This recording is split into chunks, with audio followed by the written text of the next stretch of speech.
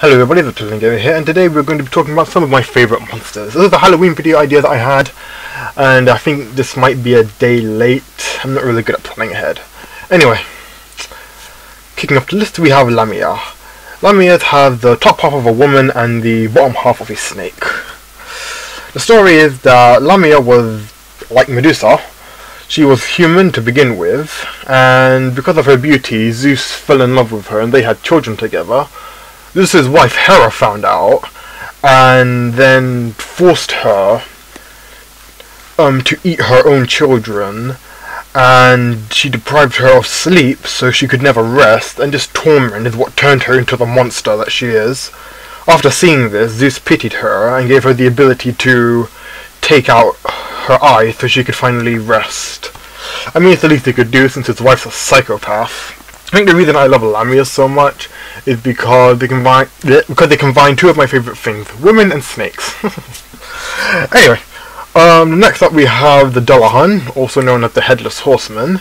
They usually wear full armour, usually black, carrying a human spine as a whip and their rotting head in the other hand. And they're usually riding a black horse with flaming eyes. Sometimes the horse is headless, but it still has its flaming eyes. Let's see, on dark, foggy nights, it's said that a Dullahan will come out to yell the name of the one who is soon to die. I don't know if they then reap the soul or not, not really sure. Anyway, if they pass you, they'll do one of two things. They'll either throw a bucket of blood at you, or they will whip you in the face, causing permanent blindness in one of your eyes. Obviously, if you cross them more than once, they'll more than likely whip you again, causing blindness in the other eye, and you'll be permanently blind forever. Yeah, fun. Next up with the Yuki-onna. Yuki-onnas have the appearance of a beautiful woman with long black hair. I think it's long. Long, short, whatever. Black hair wearing a white kimono. They usually see them around, like, snowy areas. They appear to travelers during a blizzard or snowstorm. And they will ask you for water, right? They'll approach you and ask you for water. If you refuse, or you can't give it to them for whatever reason, she'll freeze you to death. If you do give her water, she'll freeze you to death. Again. Now you're thinking, if she freezes you to death, if she kills you either way, how are you supposed to avoid death? When she asks you for water, you have to give her hot tea. Strange, isn't it? It's stupid as well. Like, how are you supposed to know that? You don't. Next up we have the Futakuchi-onna. I probably said that wrong. Anyway, they look like a normal woman, but the difference is they have a second mouth at the back of their head that uses hair as hands to eat twice as much food as the first mouth does. The story is, or one of the stories anyway, is a mother had a daughter and a stepdaughter. She would only feed her own daughter, but not her stepdaughter, and her stepdaughter slowly died of starvation, which was really evil to do to someone. Cinderella had an evil stepmom, but at least she fed her, you know what I mean? Anyway, after her body died, her vengeful spirit then possessed the evil stepmother, and formed a mouth at the back of their head, and used her hair as food. I can't speak. Used her hair as arms to eat all the food she couldn't when she was alive. Moral of the story, don't starve your stepchildren or they'll possess you and turn you into a terrifying monster. Moving right along, we have the Kelpie. They usually take the form of an overly friendly horse that lives near large pools of water, so like a river or a lake or the ocean, whatever. In its horse form, they will walk up to people and encourage them to ride it. If you do take it on the offer and mount on top of it, its hair will wrap around you, and then it will run into the water to drown you, and then tear you apart as it eats you. It can take the shape. It's also a shapeshifter, meaning it can take the shape of a human. They usually take the form of a handsome young man to woo young women, but they sometimes do take the form of women to lure young men. If they take the form of a man, they will usually strangle the woman, so that way they scream trying for help. I think for women, they just lure them into the water, and the men just helplessly follows them. Anyway, there is a way to tell if a human is a Kelpie. To suspect them of when they're in their human form, they will have water weeds in their hair. So if you ever see a human with water weeds in their hair, to kill a Kelpie, to shoot it with a silver bullet like a werewolf. So if you see a human with water weeds in their hair, shoot them with a silver bullet. And if they turn into a horse, then you just kill the Kelpie. And if they don't turn into a horse, have fun in prison. Moving right along, we have the Necromata. I said that wrong. I know I did. Anyway, they're a monster-sized cat with 2 tails. And they also walk on their hind legs. When a cat reaches, I think it's 100 years of age, I'm not sure, I think it's something around there. Reaches 100 years of age, their tail splits in 2, granting them psychic powers. They have many powers, such as they can summon fireballs at will, and they have necromantic powers. That means they can control the dead. One thing they like doing, they like to torment humans, and one of their favourite things to do is to bring back dead loved ones to torment their living partner. That's just evil, like, no matter how you look at it, that's just evil. Next, I'm gonna say this wrong. Kuchisaki Ona, I know I said that wrong, I always butcher the names. Anyway, which translates to slit mouth woman. It's a woman who walks along with either scarf or medical mask covering her mouth. The story is, and this is a long one, when she was alive, she would always go around the village and ask people, am I pretty? And they would always answer yes. This gave her confidence in her beauty, to how beautiful she was. This led to her marriage to a samurai. And she believed that she was smart enough to get away with an affair. That didn't work, because her husband found out, or asked the person she cheated with, of all the people in the village, why would you do it with my wife? The person was poor and didn't really have many things going for him, and he said, I could not pass up this opportunity as she is the most beautiful woman in the village. The samurai respected his honesty and saw that he had a good reason for doing it. His wife, however, did not. So he stormed into the bedroom and then used his sword to cut her mouth and said, now nobody will find you beautiful. Soon after this, she killed herself, and now she goes around killing people, trying to avenge her own pain. So what she does, she goes round, she'll go up to you and ask you, is she pretty? If you answer no, she'll kill you, and she'll kill you with scissors.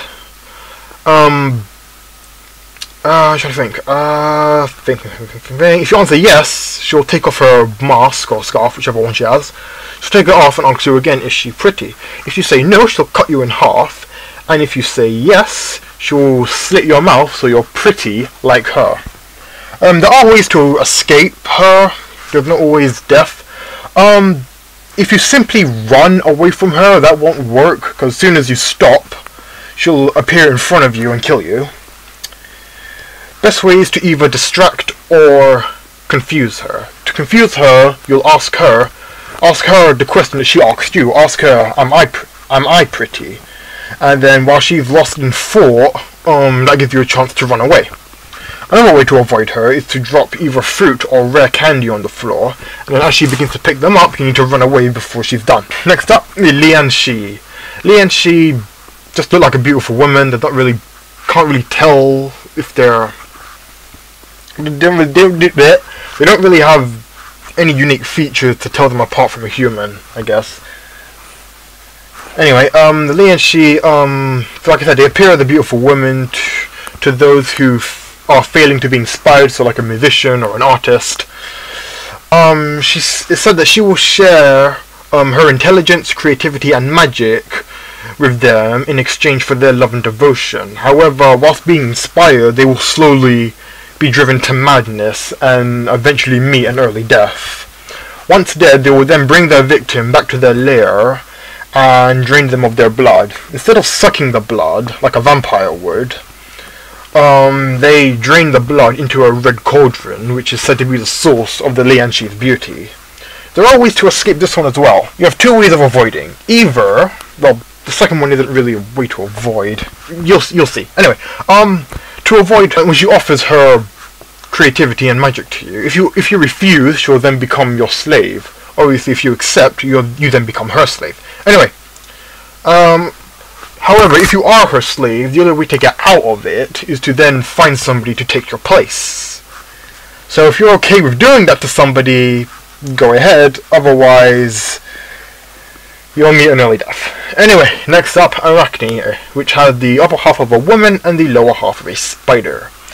Arachne, like Lamia, was a human who was amazing at weaving and was a which was a gift given to her by Athena, because people who had gifts, according to ancient Greek, had gotten their gifts from the gods, and she would always go on and boast about how she was greater than the goddess Athena. An old woman came up to her and warned her, said, "Beg for forgiveness, and Athena might spare your soul."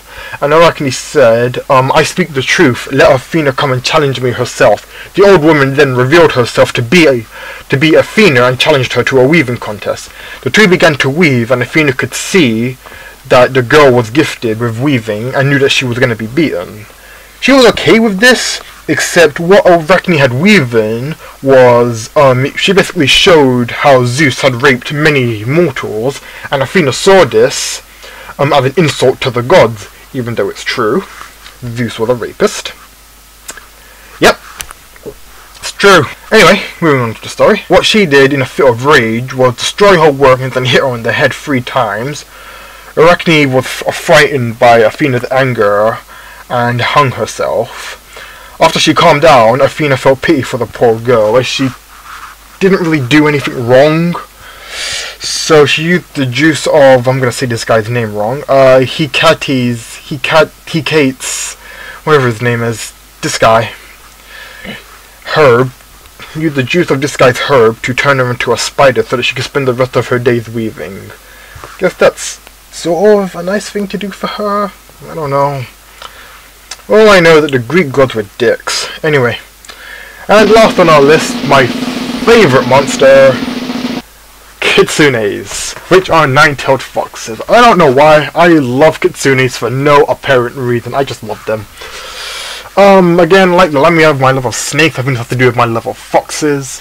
So a fox, I think when it reaches 100 years of age, it will then get its second tail, and every 100 years, it would gain another tail, and at 1,000 years it would have 9 tails, and that's when it reaches its most powerful form, because the more tails they have, the more powerful and smarter they are. You see kitsunes everywhere within Chinese and Japanese mythology, and you see it in manga, anime, cartoons, books, everything. I think another thing I love about kitsunes are the love stories around them, because I love romance. I think one of the romance stories about them, and I will never forget this, this has been seared into my head. Man and woman get married, and the guy has a pet hound. And the hound could sense that the woman was a kitsune, and would always bark at her, try and bite her. So she then turned into her fox form to run away, and the man saw this. So as she jumped over the fence and ran off, the man ran up to the fence and yelled, "You may be a fox spirit, but you will always be my wife, and I will always love you. Come back whenever you want." So every night, the fox spirit would come to the house to visit with her, to be with her husband, and every morning she would leave before the hound woke up. My favorite kitsune in history has to be Daji, just because of how freaking, like, what's the word I'm trying to think, I guess murderous, you could call her, because of all of her torture inventions and all the shit that she did. It's crazy. Like, I have a Daji video on my channel that you can check out, because I don't really like talking about all the things that she did, because she's just wicked. The only thing I will bring up, in my opinion, the worst thing that she's ever done, which just, because what she did just made my skin crawl.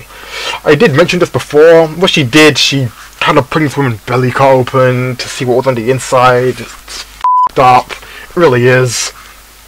I don't like talking about it. Anyway, what else about kitsunes do I know about? Trying to think. Pretty much all I know about them. I know a lot more, but I can't really think of them off the top of my head. I don't know. Anyway, there's been the monsters that I love. Thank you for watching, and I will see you next time. Bye!